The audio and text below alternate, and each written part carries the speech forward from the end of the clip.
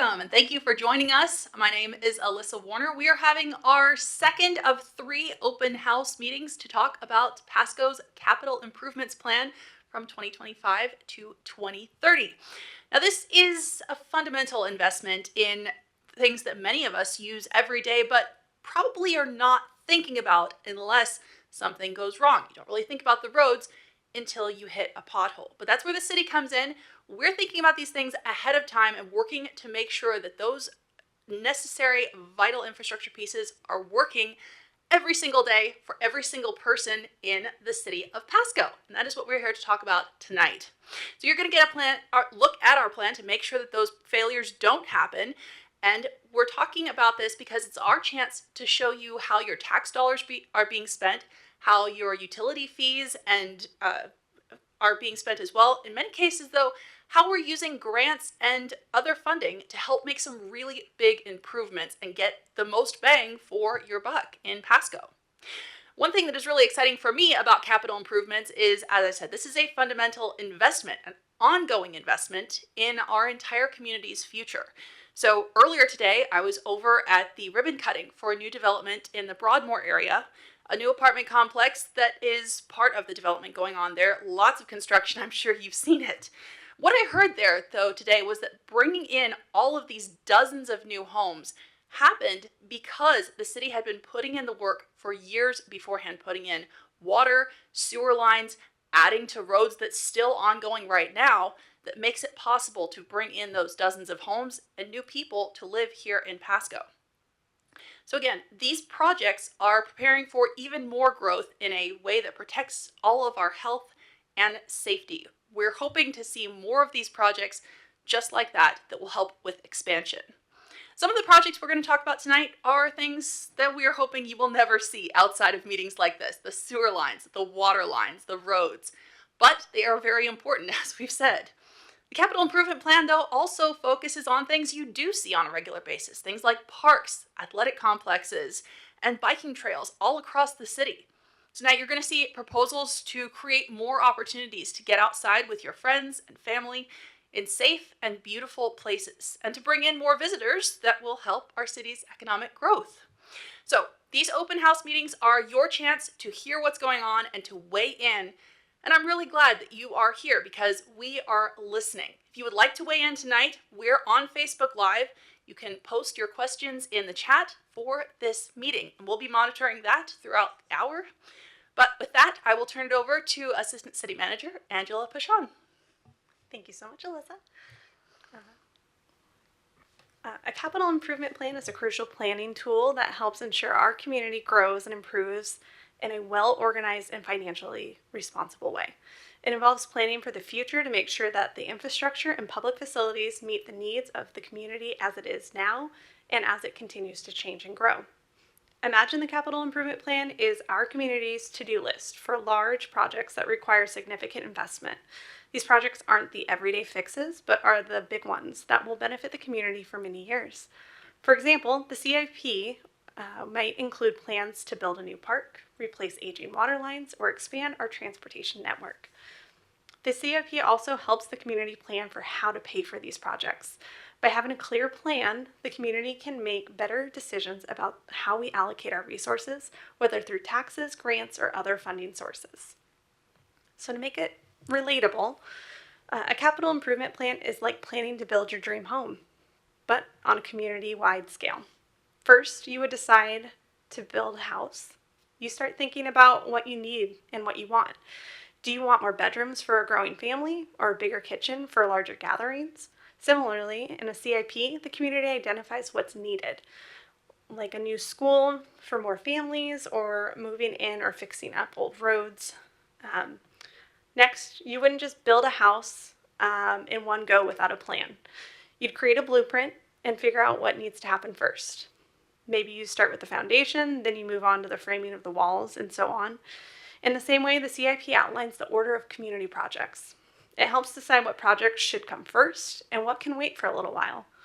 Also, just like you set a budget for building your own house, the CIP identifies costs needed for community projects. You might need to figure out how much you can spend right away and what might need a loan or financing later. The CIP does the same thing and figuring out how to fund each project so the community can afford it without breaking our bank. Finally, building a house is about making a space that will serve you well for the future to come, not just today. Similarly, a CIP is making sure that our community has the infrastructure it needs to thrive, not just now, but well into our future. So just like building a home, our CIP involves careful planning, budgeting, and prioritizing to create something that will benefit everyone for the years to come. When we build a CIP, it does require a mix of funding. Where we can, the city identifies grants and low-interest loans. This is kudos to our Public Works department, but over the last 5 years, we have successfully saved $205 million by securing these low-interest loans and grants on our major infrastructure projects. Other funding comes from rates you as utility payers, our customers pay, our property taxes, impact fees, and sales tax. We don't start a project until we identify our funding. So we work hard to find ways to use existing revenue and periodically have to go out for loans or other options. So the magnitude of a capital improvement plan is very large. The current plan that we're presenting on tonight has 133 projects listed. And we won't go through all of those tonight for you guys, but we will definitely highlight some. But we would like to at least also recognize the projects that are in the works this year, either that have already been completed, are underway, or will be substantially completed by the end of the year. So tonight we have our Public Works Director, Maria Serra, as well as our Parks and Recreation Director, Jesse Rice, who are going to go through and highlight some of our priority projects. Maria? Good evening. So we are going to talk about a few of our big projects to come. And to get started, we want to talk about Butterfield Water Treatment Plant. So the city of Pasco has a water system that provides potable water to businesses and homes within the city and within the expansion area. And a key component of this water system is our water treatment plant, Butterfield, located on the center of the city near the river. And this facility has been in operation since the 1940s, and so it has had only minor improvements since it was built. Therefore, we are reaching the end of its useful life, and we are up for a phase replacement of this facility. This is a major infrastructure improvement. It will require a phased approach. It is a very big investment. We're looking at about $230 million of investment in the next 10 years. And of course, in order to achieve that, we are pursuing low interest loans, which is a way to eliminate or reduce the impact to ratepayers when these big investments are to be made. The criticality of this facility comes from being the biggest water treatment plant the city of Pasco operates. We have a secondary plant located in West Pasco, but Butterfield is definitely the key component of the water treatment system for our city, and therefore we wanted to highlight it tonight. At this time, design for the first phase of the facility is underway and is being funded through low-interest loans. And we will show you some pictures. These are just pictures of what Butterfield looks like today, and then a rendering of what would be the final configuration of the facility once all phases are completed. Moving on to sewer project. We are highlighting the Rivershore Sewer Interceptor Upsizing Project. That is a very long and confusing name, but outside of the technicalities of the name, what you're seeing in the screen is the sewer system the city operates. So sewer is the utility that takes all the water that has already been used in your house or your business.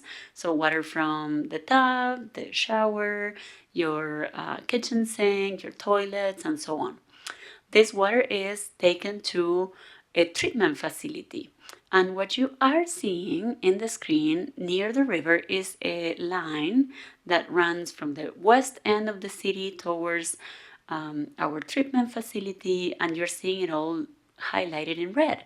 That means that in the 20-year projection, that line will run out of capacity. Some of those portions or segments of that line will run out of capacity sooner than 20 years from now.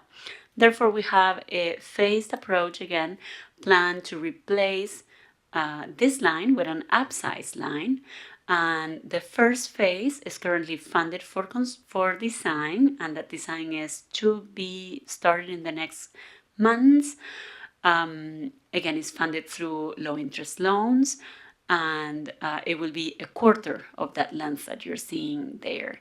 And then there will be other phases following to allow for the full replacement of the line within the following 10 or 20 years. Moving on to transportation projects, a project that has been in everybody's minds and there's been a lot of talk about is the Road 76 overpass. This overpass is really the solution to Road 68.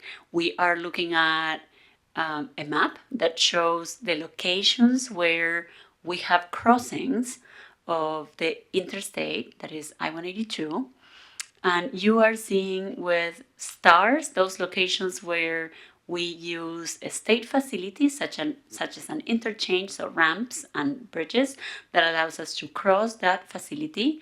And with a circle, we're seeing the only location where we have a local connection between the north portion of the city and the south portion of the city. So what we are lacking is another local connection that will allow for local trips to be able to travel from north to south and south to north. For example, looking at the Road 68 area, we have commercial opportunities on the north side, residential neighborhoods, both on the north and the south, and then some recreational opportunities on the very, very south of the city. Therefore, we are currently utilizing Road 68, which is a connection to the state system, in lieu of having our own local connection. Building this local connection, which will be a bridge over the interchange. The bridge will have lanes for vehicles as well as facilities for pedestrians and bicyclists, will allow for alleviating congestion and safety concerns on Road 68 and providing an alternative route. It is worth noting that the pedestrian and bicycle facilities will tie to existing multi-use facilities already located on either side of the freeway. For this project, we are in the process of pursuing funding, and we continue to advocate for this project and submit grant applications to diminish the impact to local funds. And then we move on to pavement preservation projects. We have two projects to talk about, one in this slide and then in the following one. The one we're looking at is pavement preservation of Lewis Street corridor. The Lewis Street corridor runs east to west, and it is a quite extensive corridor. We have secured a grant. It's a federal grant to provide new pavement along this corridor, and this project is to begin design in the next couple of months, and construction is anticipated in 2026. Similarly, the Ainsworth Avenue corridor has received also a federal grant that will allow for the repaving of this road. This is very similar to the work that we have just completed in the Oregon Avenue corridor, as well as the Court Street corridor repavement. And one more transportation project. This is the Sylvester Street Overpass, pedestrian and bicycle access. If you have noticed, there's a lot of work happening in Sylvester Street currently. That project is about to be finished. And the project that we're seeing in the screen would be the companion project to the project that is occurring right now. The proposed project will build a pedestrian and bicycle bridge that will connect the pedestrian and bicycle facilities that will be existing very soon on either side of the 395 freeway. This project is fully funded through state funds, and design is about to begin. Construction is anticipated in 2027. And finally, Alisa was mentioning some of these improvements, the Broadmoor Tax Increment Financing Projects. This is a series of projects for a total of $40 million planned and underway in the Broadmoor area. This is a specific type of funding mechanism that allows for improvements to occur to promote development of an area, and the cost of these improvements is then recouped. So the projects that you've seen funded through this mechanism so far are the new ramp at I-182 and Broadmoor, and the intersection improvements occurring at Burns and Broadmoor. And to come very soon are improvements along the Broadmoor corridor for a widening of that corridor, along with some improvements at Sandifer. Further, we will have the extension of Sandifer Roadway and Road 108. And with that, I will pass this on to Jesse Rice, our Parks and Recreation Director. Thank you, Maria. So Parks and Recreation also has several projects in the upcoming 6-year capital improvement plan that we'll highlight a few of those this evening. The first one are our irrigation clock controllers. So the city of Pasco, much like you, has several irrigation clock controllers that help control the watering schedules throughout the city's parks, boulevards, and facilities. Currently, we have about 180 of those irrigation clock controllers, which control almost 100,000 sprinklers.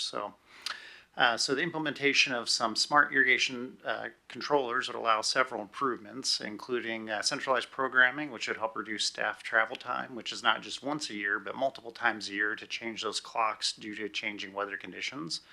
It adds smart technology like leak flow detection, which would help shut off water that is running abnormally and prevent floodouts and damages to other properties. And it also allowed weather monitoring to adjust watering based on weather needs. So when it's hot outside and the days are getting longer and hotter, the system will augment and add additional water. And on rainy days, or as the weather cools off through the season, it'll reduce that watering. The reduction in water not just helps save money, but it also helps save a valuable resource to our area, which we're trying to conserve. Another one we have upcoming is our Thunderbird parking lot. The Thunderbird Hotel is located in downtown Pasco on Columbia Street between 3rd and 4th Avenue. The city previously has purchased the Thunderbird Hotel parcel and has demolished the hotel to create an empty lot. This proposal would be to add an enhanced secure parking lot to help support our downtown events. The parking lot would include fencing, lighting, landscaping, and gates. The addition of the parking lot to downtown would help support our special events like our weekly Saturday farmers markets through the summer, our Cinco de Mayo festival, Fiery Foods, and Winterfest. The addition of the parking lot would greatly enhance downtown and help bring back the vibrancy we're looking to do. And our last project we're going to highlight this evening is a xeriscape conversion project. This would be a pilot conversion of city facilities, some parks and boulevards to a xeri or hardscape, which would include rocks, native plantings, and remove grass from those areas that aren't actually used by citizens. The goal of this would be to help reduce current water usage as well as reduce costs to maintain traditional grass landscape. We feel that this would help provide a very visual effect to our area, as well as help conserve water and reduce other costs related to maintaining these areas, and allow recreation and park staff to focus on areas like parks and trailways and other areas that the citizens truly enjoy to use. And with that, that is the review of our current focus projects for our 2025 to 2030 capital improvement plan.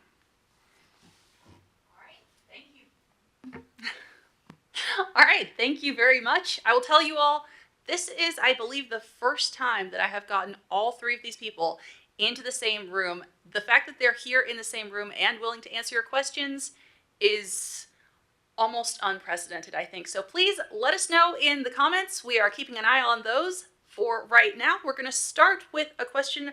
Well, first of all, please do make sure they're formatted as questions. That makes things easier on me. It makes it easier and faster to get some answers. But we'd like to talk about Road 68. Lots of construction going on there. Can you tell us what the update is? Yes, Route 68 is a very busy corridor with a lot of commercial activity.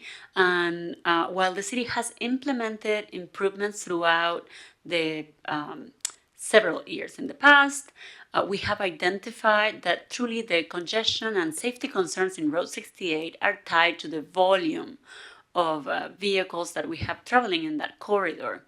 And rightfully so, because as we saw in the slide, we don't have an alternative route. Therefore, the importance of building the Road 76 overpass is to provide an alternative local connection that will allow for about half the volume of vehicles that are currently utilizing Road 68 to take this alternative route that will be local. There will be less conflict in the movements that are occurring because we're no longer navigating in a location where we need to figure out if we're going off into a ramp and somebody's taking a left turn and there's merging and other things happening. So the Road 76 overpass is that relief that we much need in Road 68. Along with that, Road 68 lacks the pedestrian and bicycle facilities that we all look for in our community. And therefore, Road 76 would allow for that, providing for a safe connection for those that are utilizing non-motorized transportation, and therefore having a much better connection point and better access to both commercial opportunities, recreational opportunities, such as overall ability to move from one location to the other, crossing the I-182 interstate. All right, thank you so much. Now, a big question we've come up with is how do we pick the projects that are included in the CIP? I'm happy to answer that, but I will start it and then hopefully some others will add a little bit to it. So the way most of the projects identified in the CIP, especially for utilities and roadway projects, come from master plans and comprehensive utility system plans. So those are long-range plans that look at land use and demands, as well as the condition of the components of our infrastructure. So for water, sewer, irrigation, stormwater, and our industrial facility, those are all the utilities the city owns and operates. We are looking at which projects are those that are necessary, that are being triggered either by the age of the facilities and functionality of that facility, as well as those that are needed based on capacity demands that we're unable to meet in a certain period of time. So we always want to be planning 20 years ahead. That's pretty impressive. I mean, I certainly can't see the future 20 years ahead. The fact that we're planning out that far is really exciting. Mr. Rice, you had addressed this a little bit with the xeriscaping, but how do you handle environmental impact and then long-term sustainability in the parks? I think it's a combination of efforts. Much like Public Works, we also have a Parks and Rec open space plan that we recently adopted, and that plan was built on community engagement and need to help maintain the park systems, not just for the next 6 years like the capital improvement plan, but also a 20-year focus.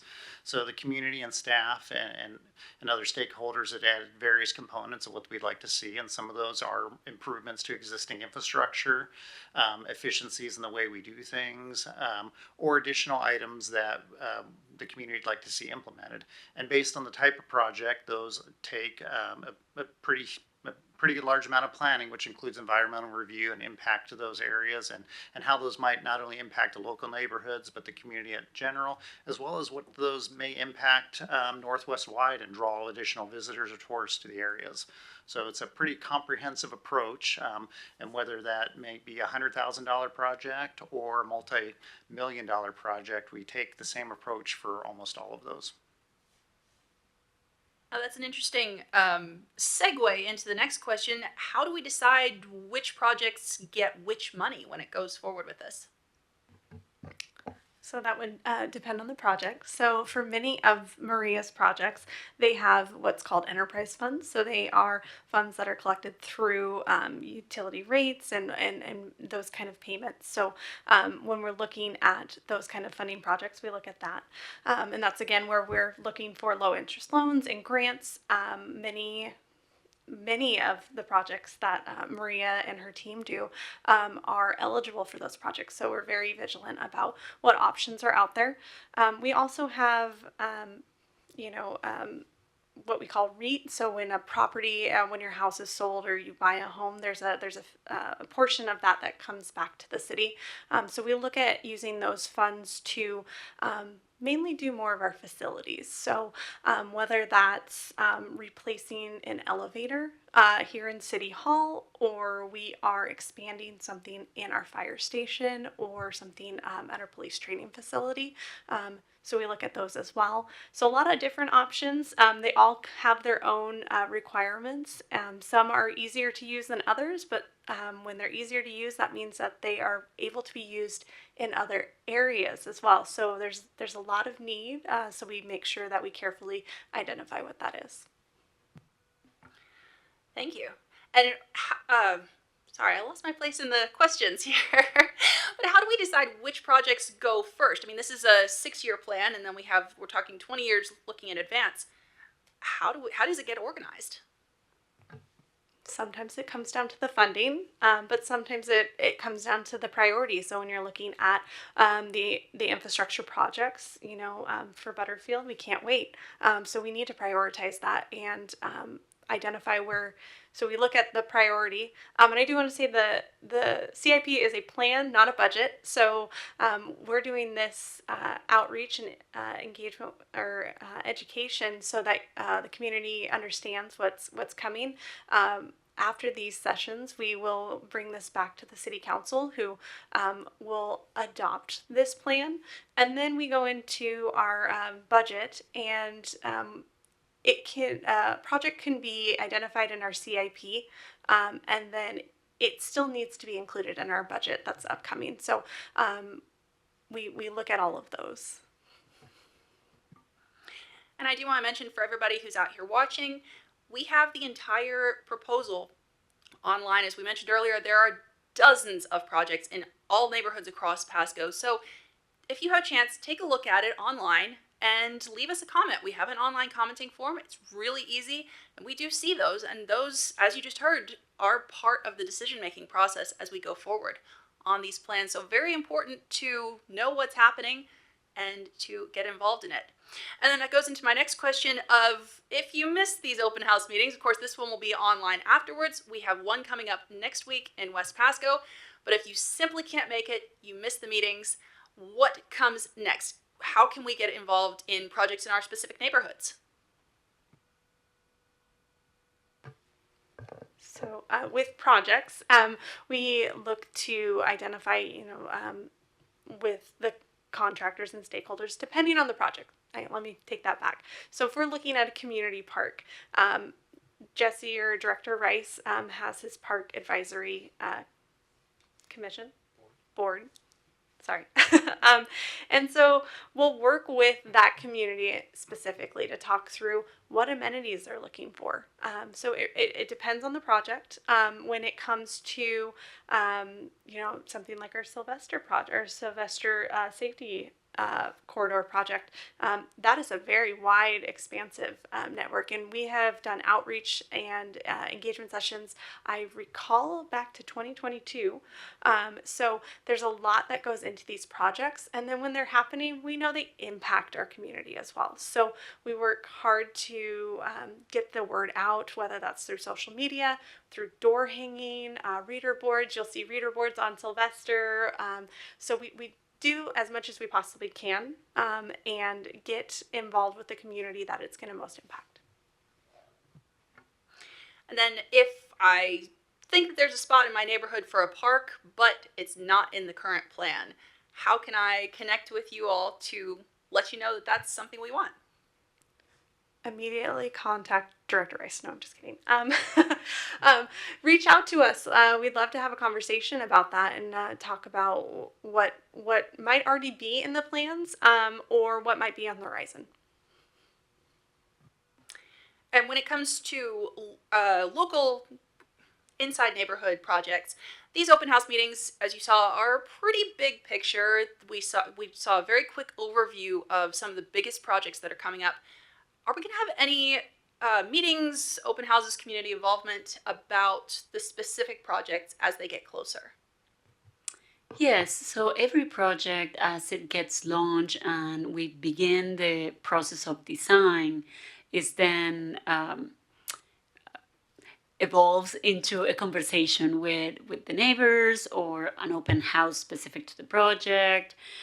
We attempt to have always a listing in the Public Works website within City of Pasco's website. So in our page, we like to have the projects listed and a contact. And then, of course, once we're into construction, we have a map that shows impacts to traffic and projects that are in construction so that you're always appraised of what's happening. All right. This is one of my favorite questions as a reporter that I'd love to hear answers from all of you. What is your favorite project that's on the horizon right now?